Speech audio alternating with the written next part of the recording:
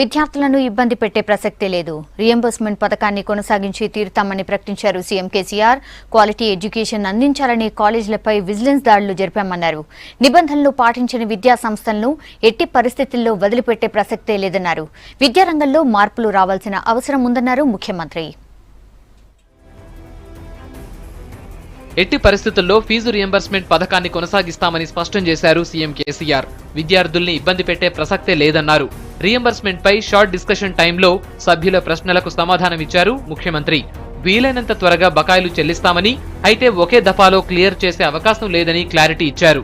4672.72 కోట్లు ఈ రాష్ట్రం వచ్చిన తర్వాత, ఈ ప్రభుత్వం వచ్చిన తర్వాత ఫీజు రియంబర్స్మెంట్ కింద ప్రభుత్వం చెల్లించింది. అధ్యక్ష, ప్రభుత్వం ఈ పథకాన్ని యథాతథంగా కొనసాగిస్తుంది. నంబర్ 1. నంబర్ 2, విద్యార్థులకు ఎట్టి పరిస్థితుల్లో ఇబ్బందులు కలగనీయం.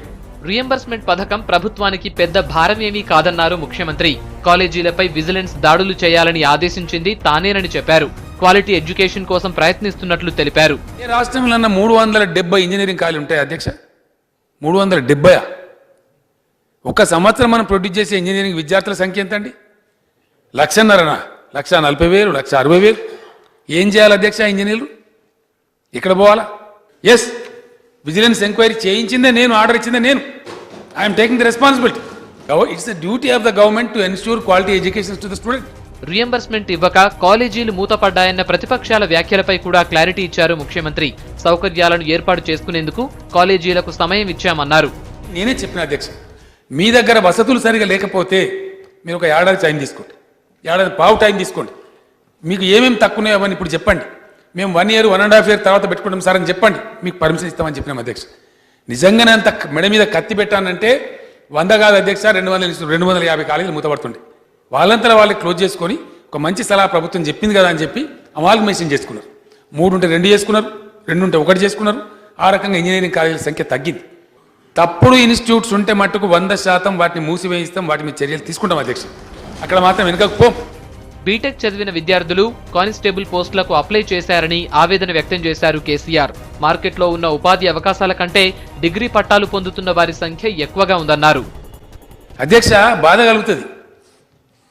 పోలీసు డీజీపీ వచ్చి నాకు చెప్పిండు అధ్యక్ష, పోలీసు కానిస్టేబుల్ ఉద్యోగాలకు పెడితే 36,000 మంది ఇంజనీరింగ్ అధ్యాపకులు, ఇంజనీరింగ్ గ్రాడ్యుయేట్స్ పోలీసు ఉద్యోగాల కోసం, పోలీసు కానిస్టేబుల్ ఉద్యోగాల కోసం అప్లికేషన్ పెట్టారు అధ్యక్ష.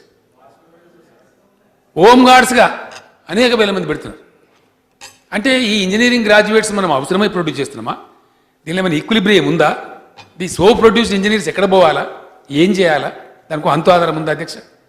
మనం బీఈడి కాలేజీల సంఖ్య తగ్గించే అవసరం ఉంది, డెఫినెట్గా తగ్గించాల్సిన అవసరం ఉంది. ఎందుకంటే ఏటా మీరు ఎన్ని వేల ఆ గ్రాడ్యుయేట్లను ప్రొడ్యూస్ చేస్తున్నారో, డిఏడ్ బిఎడ్ ఇదంతా అన్ని ఉద్యోగాలు మరి ఇస్తారండి? 42,000 మందిని ప్రొడ్యూస్ చేస్తున్నాం ఎవ్రీ ఇయర్. అంటే ఏమవుతుంది అధ్యక్ష? వాళ్ళు పాస్ కావాలి, చదవాలి. ఆయన ఇంకో దానికి ఎలిజిబుల్ కాడుగా, టీచర్ దానికి ఎలిజిబుల్ అవుతాడు. గవర్నమెంట్ అన్ని ఉద్యోగాలు లేవు, రిటైర్మెంట్ సంఖ్య 2-3% ఉంటుంది. అప్పుడు ఏం చేయాలి? వాళ్ళు రోడ్ల మీద పడాలి. దేశంలో ఎక్కడా లేని విధంగా రెసిడెన్షియల్ స్కూళ్లు ప్రారంభిస్తున్నట్లు తెలిపారు సీఎం. నియోజకవర్గానికో బీసీ రెసిడెన్షియల్ స్కూల్ కేటాయించామన్నారు.